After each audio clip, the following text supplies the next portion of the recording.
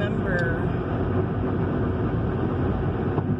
the night that my son took his life.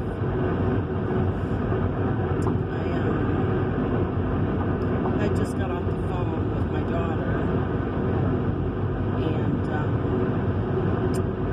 I've been telling her how the day had got away from me, and I honestly can't even remember. I can't even remember what I did that day. But I do remember that my intention that day was to go to Christopher's house and confront his wife about the fact that I knew that Christopher had started drinking again. And I had heard this about 2 or 3 weeks prior, if even.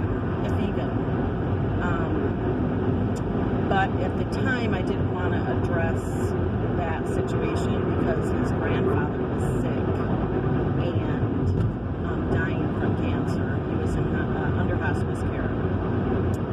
My daughter was taking care of him 24/7 with the help of her brother now and then, staying overnight.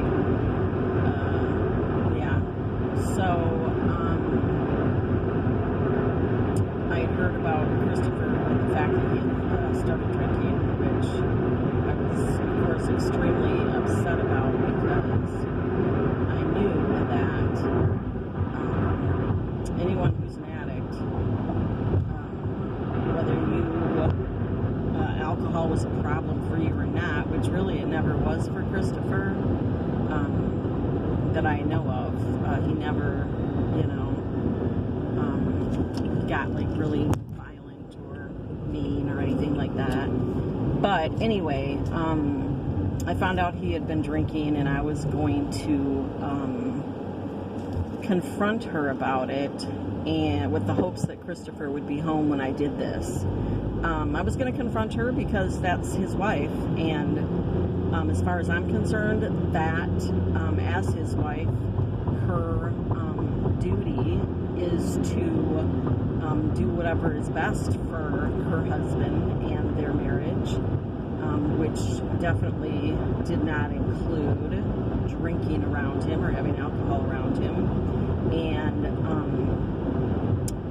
so I was going to confront her. And I say confront because, again, my daughter had confronted her about his drinking, and actually it wasn't even his drinking. She had confronted her prior to this about some health issues that he was showing, or that she was telling us that he was having, as far as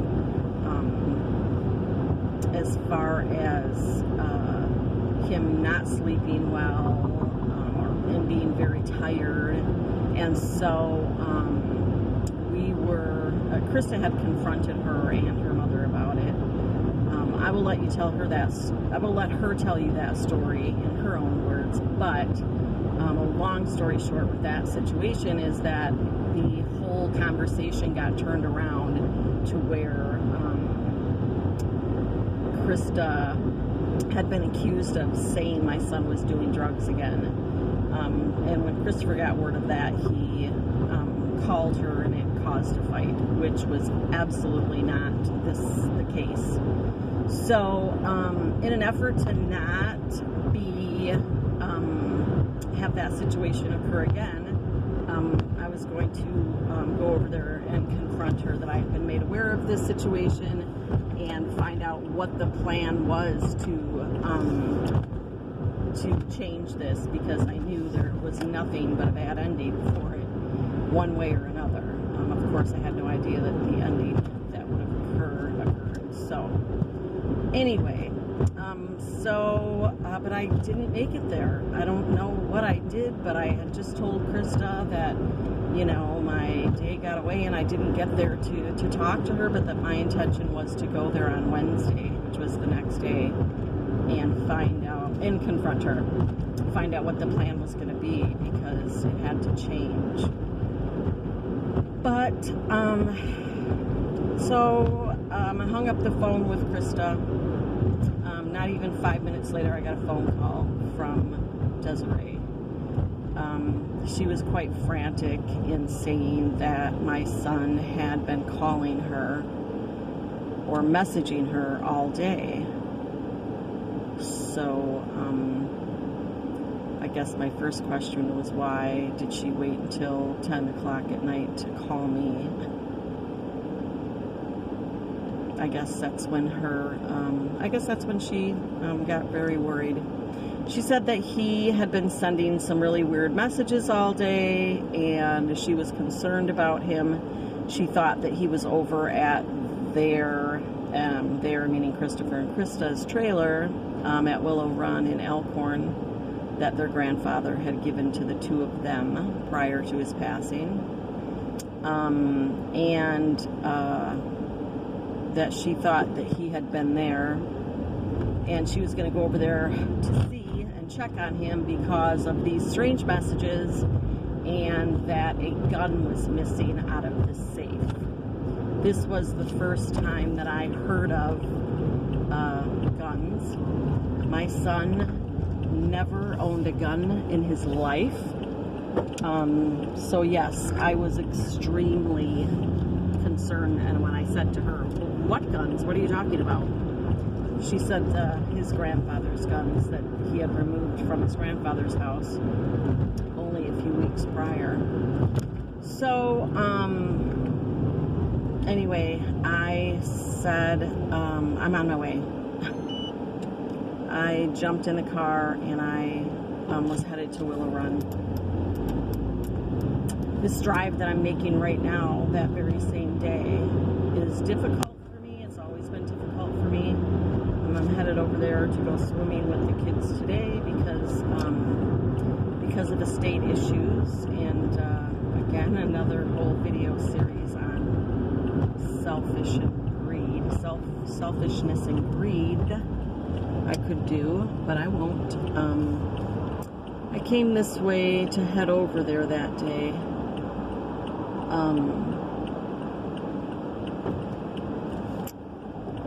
Where I'm getting on the highway right now, from Highway 50 out of Lake Geneva, getting on to 12 West, was closed that day, which I look back now and I thank God that it was, because I wouldn't have been where I was at when I was, had it been open. So I had to go all the way around town, driving frantically, as you can imagine, to get up on 12. I ended up having to go over on the other side of town to get on the highway. So I got up here on 12 and of course started driving frantically. I remember I'm a pretty speed limit kind of person, but I remember looking at my speedometer. I remember, looking up to God and saying, God, please, I know you're going to take care of this. I know you're here with me. I know that you won't leave me. Please, Lord, make everything okay. I remember that. I remember speeding, well above the speed limit. I also remember I couldn't go fast enough to get there. Definitely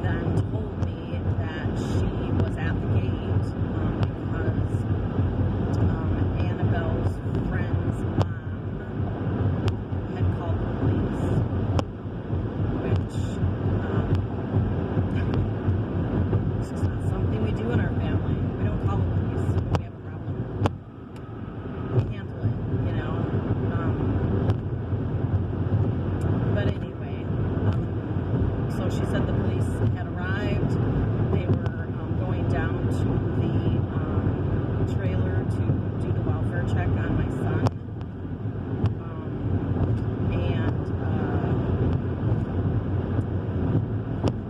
Things were found out after the fact, but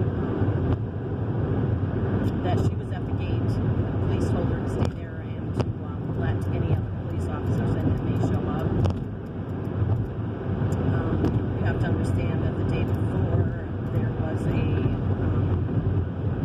murder-suicide in Walworth County, and so the police, of course, were on guard, and as they should be. Unfortunately, they were under the impression that when it was called in that my son may be a danger to others more so than himself, which is not the case. My son was never like that, ever.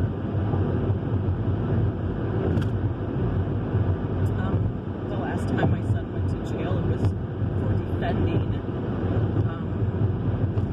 a woman that was getting slapped around, pushed around by her boyfriend, which actually happened to be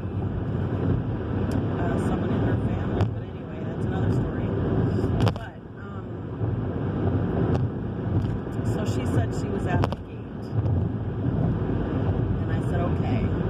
And when I got there, I pulled up, and she said she let me in. She was parked there in her van. So I got in, and she said to me, that was him. He just pulled in here. I said, what? She said, that was him. He just pulled in here and then backed out and left. And I said, are you sure? And she said, yes. So I didn't see him because, of course, my back was to the entrance when I arrived there. And she said, yes, I'm sure it was him. And I said, I'm going to find him. I wanted to find him before the police did, because I knew that, if he's drinking or doing drugs, obviously I want to find him before the police, and I don't want him to go to jail, obviously. And so I said, I'm going to find him. She pulled out her phone and said that Christopher had his location services turned off all day, but now miraculously they were on. And she said, it showed him, nearby. So I definitely ran. I mean, I definitely, knew that he was nearby somewhere. I can't read maps. I'm not a good map reader. That's just me. Thank goodness for GPS, or I'd still be lost in this world. But so I left. I was going to find Christopher. I was going to find my son. And I took off down the road, and in my head thinking, we're creatures of habit. Where would he go? I'm thinking if he was